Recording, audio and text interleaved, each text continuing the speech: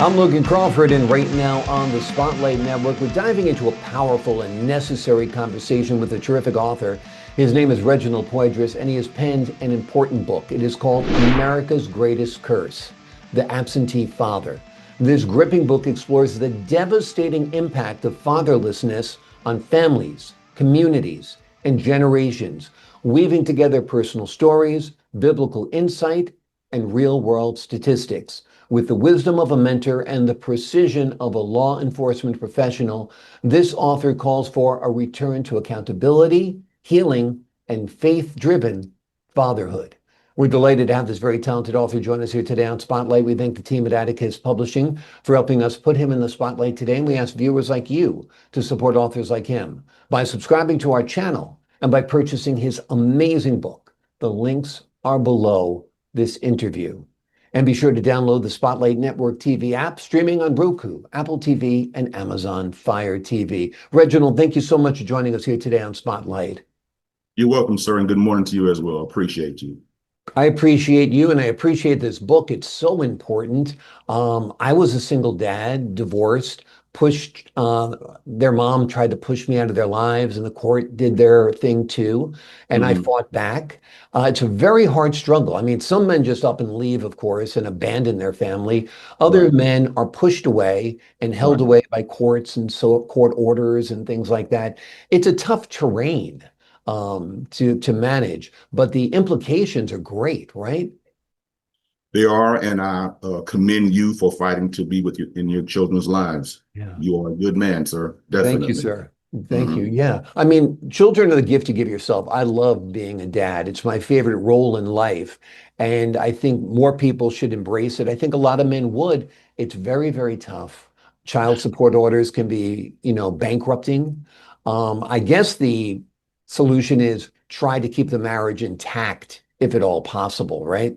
Right, I agree. And the information is, I mean, what's lacking is proper information because ignorance is never bliss. And that's the Mhm. issue, sir. That's the issue. What are some of the consequences or damaging effects you see from particularly, I think, men without fathers, but children without fathers who become adults? Well, statistically speaking, sir, it is very devastating to know that reformatory schools, jails, prisons, crime rate, drug use, poverty is all linked back to fatherlessness. That is, my God, Yeah, tough, but yeah, real. yeah, And I thank God for the courage and the faith to address uh, a difficult issue. I'm not afraid to talk about it because I was the product of that myself. yeah. And children deserve better. They don't ask to come here. We don't ask to come here. Right. Choice. And we come and when you have to fight every day and struggle and you're not loved and you're not supported and you begin to ask yourself, why am I here? What is my purpose? What is the will of God? And then, he brings you on through all of that. And he does that for you to look back and thank him is how I see it. Yeah, absolutely, absolutely. Children without fathers are more likely to live in poverty, Exactly. less likely to get the life lessons that only a man can teach them. In my opinion, they learn about discipline from a man often, accountability, um, respect. I know moms do a tremendous job and They fill a do. lot of voids. But I think the ideal situation is to have two parents, right? That is the ideal situation. And fathers really are mentors. And mentorship is the impartation of wisdom without the cost of experience, trial and error, and waiting. I am my son's shortcut to success, or my children's shortcut to success, because I've been here before them. But when that is lacking, when that is missing, when there's no one to look up to for direction or a guide, then hey, you create problems, fathers. We need you to be in your children's lives so we can close the gap and make amends and make it right in the world. Why do you think so many dads are absent from their children's lives? Well, it starts with being absent from God, literally, Mhm. not understanding that God was always about reconciliation between himself and humanity, and humanity and humanity. So the importance of that is lacking or not being properly taught in the church or in the world, Yeah. because all these things are not coincidences or accidents. No, these are direct links, which I call cause and effects. Yeah. And that's the problem. It's a difficult thing to talk about or deal with, but it's fixable. And that's what it's about. Uh Yeah. Creating a solution to a problem. That's why Yeah. the book was written, sir. Exactly. Now, you work in law enforcement. You deal with people who have troubled backgrounds. Mhm. Most don't have fathers or have a little connection to their father. Most do not have fathers. Yeah. And that is, again, a direct link, a cause and effect situation. I mean, it's not that difficult. If you can connect the dots, you Yeah. can identify the problem, and then there are solutions to the problem. Again, that's why the book was written, to shine a light on the issue and then give a solution to the problem. That's what we're here for, sir. And the solution is faith, turning to God, um, uh, prayer. Tell us a little bit about the solutions to the absentee father problem or curse, as you put it, right? Right. Well, the Bible, it is a very interesting thing to see that the very last word in the very last Old Testament book of Malachi is the word curse itself. Hmm. And from that word, there is 400 years of silence. And there are no scriptures being written, there's no prophecies being given. So we're left with the word of the seriousness of God wanting humanity to be back in harmony with him so that he can create a blessing on the earth and not a curse. The issue is ignorance, illiteracy leads to poverty. Poverty leads to incarceration. That is a curse, sir. That is a Yeah. wicked. And Yeah. I failed to mention drug use. I failed to mention pervertedness. I failed to mention, teenage pregnancy. It's so many things. If you do this one thing right, then everything else will be smooth for you. But if you Yeah. mess this up, Right. man, we have what we have today, Yeah. living under Yeah. the curse, and that's not what God intended.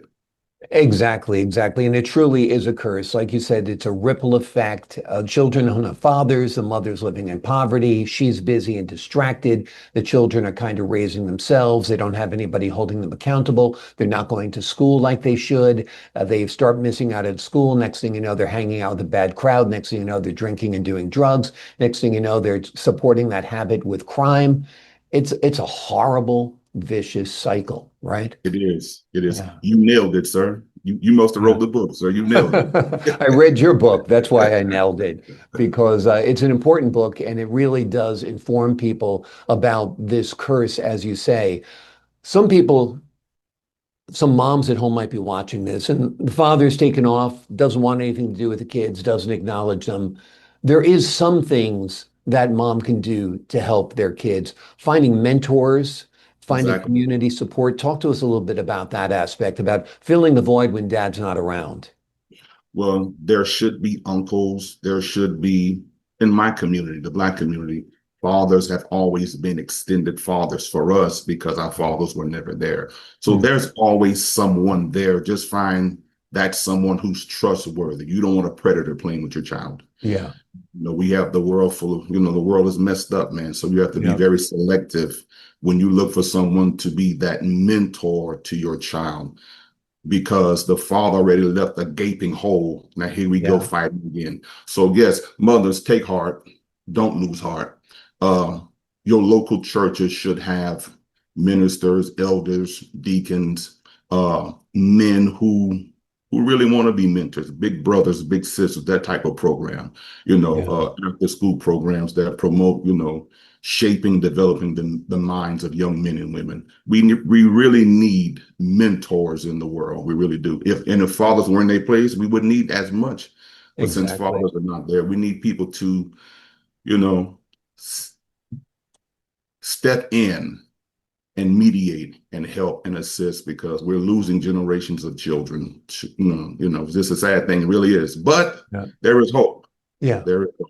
There is hope. What would you say for the dads out there who are looking for hope? They might have disconnected from their children, perhaps forced out for reasons beyond their control, or they decided to leave, whatever it might be, and they're feeling guilty about it and they'd like to reconnect. What would you say to them?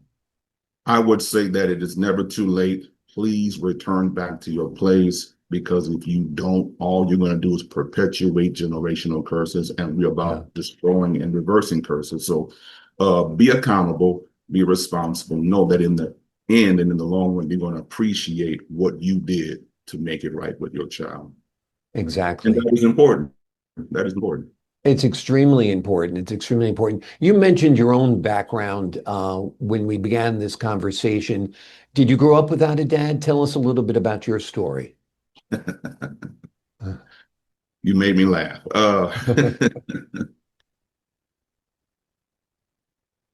I didn't meet my biological father until I was 15 years of age. My stepdad was, to him, I was not his seed and an extra mouth to feed. Mhm. So being forced out was inevitable, and that actually happened. So they weren't where they were supposed to be. In fact, I say this all the time, and my wife laughs at me. I said, you know what? I had two men in my life, a biological and a stepfather, and the both of them combined didn't equal one good man. No. No, Yeah. fact.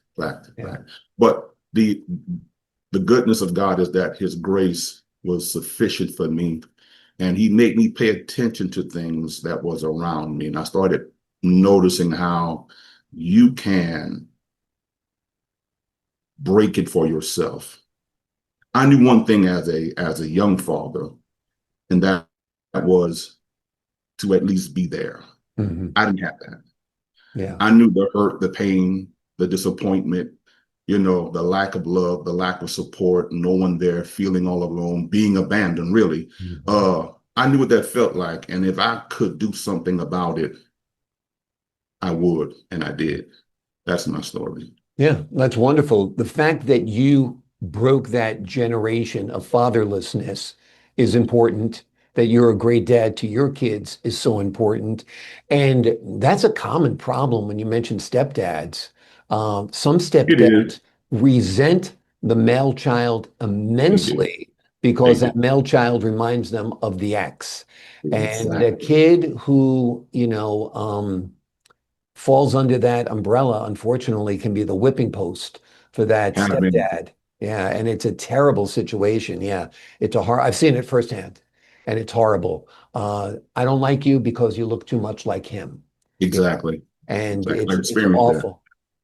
So there are a lot of struggles. Like you said, when there's fatherlessness, somebody else is going to step in to fill the void. That person might be an inappropriate person, like your stepdad and many other stepfathers. There's a lot of great stepdads out there. There are a lot of Some are. terrible ones out there. There's Yeah. when you True. look at like fiction, all the step parents are evil.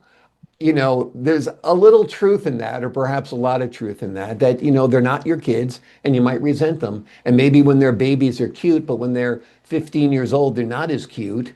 And that's when you're dealing with real problems. And that's where the true resentment sometimes comes in. It's a tough situation. If you can stay married, stay married. If you're not sure if it's a perfect fit before getting married, don't get married and don't have children.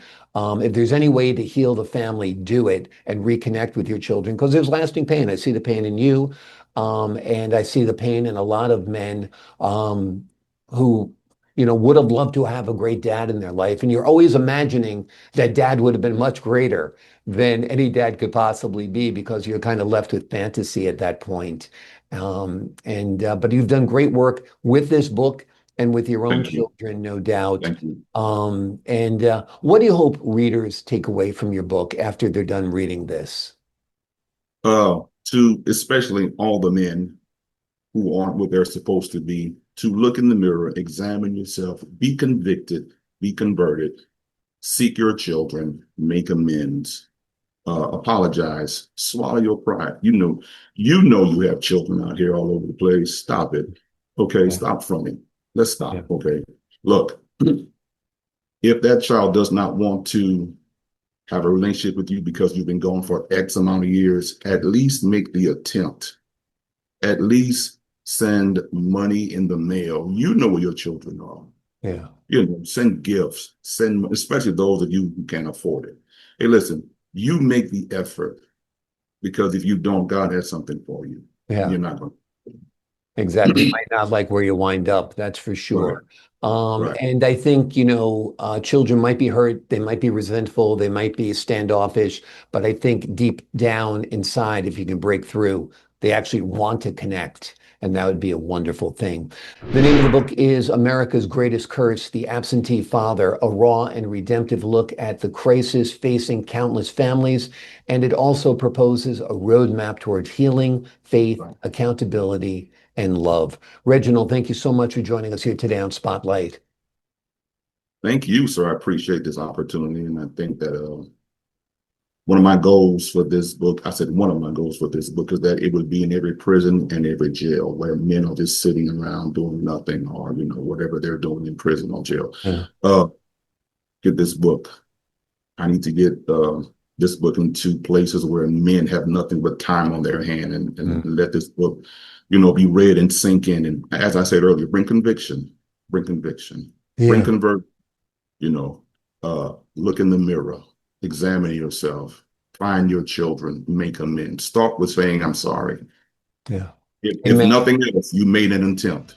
Exactly. Exactly. You've made an attempt. That's all you can really do. Make an attempt, an honest, real attempt. Wonderful. Thank you for your time. To the folks at home, I'm Logan Crawford, thanking you for your time this time. Until next time on Spotlight.